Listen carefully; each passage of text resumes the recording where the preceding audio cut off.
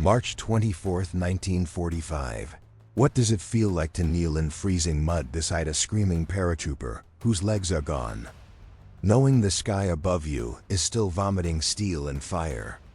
And that if you stand up for even 1 second, you may join him in the dirt forever? Operation Varsity, the largest single-day airborne operation of the Second World War, exploded into life before dawn as Allied aircraft roared the east bank of the Rhine near Wesel.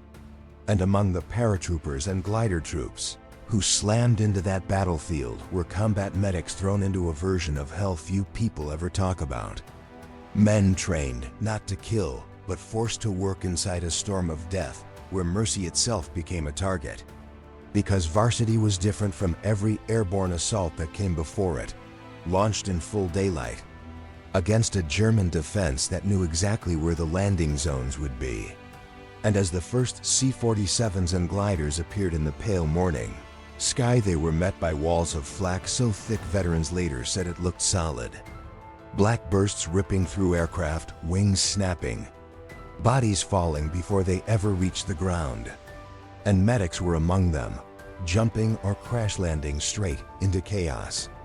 Some landing beside burning gliders packed with wounded men, screaming for help while ammunition cooked off around them.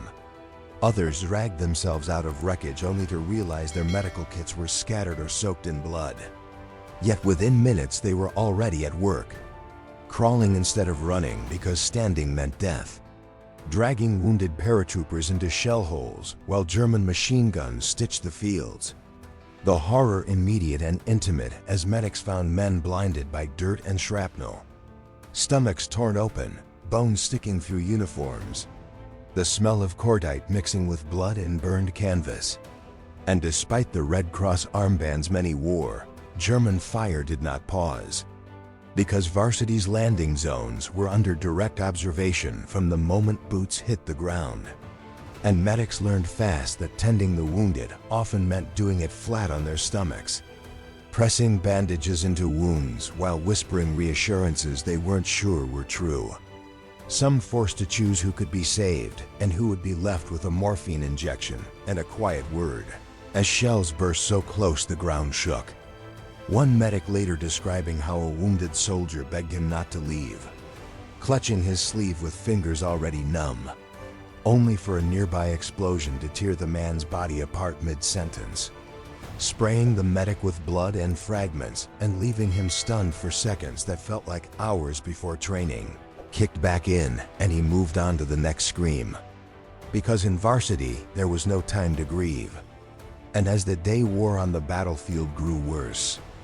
Glider troops of the British 6th Airborne smashed down under fire, many landing short or crashing into trees and anti-tank obstacles, creating instant casualty zones where medics crawled through wreckage that looked like slaughterhouses, finding men pinned under twisted wood.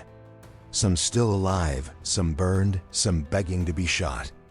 And yet those medics kept working, using bayonets to cut uniforms, using rifle slings as tourniquets, improvising splints from shattered glider frames.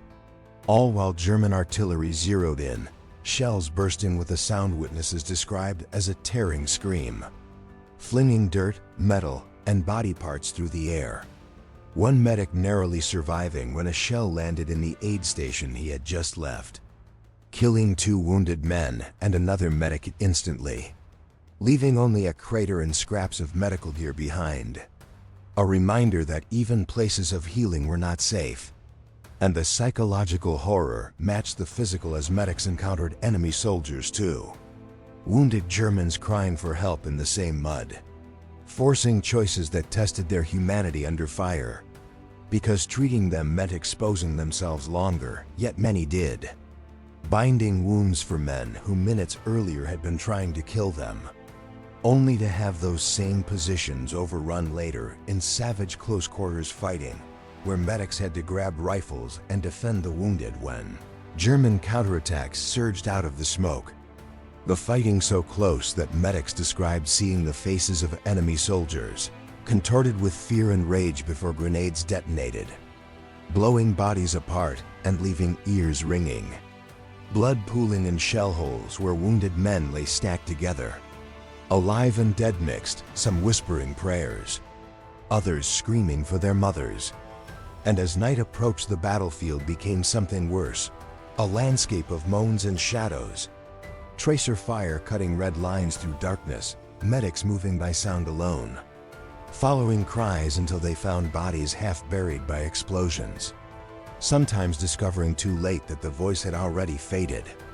The horror intensified by the knowledge that evacuation was limited.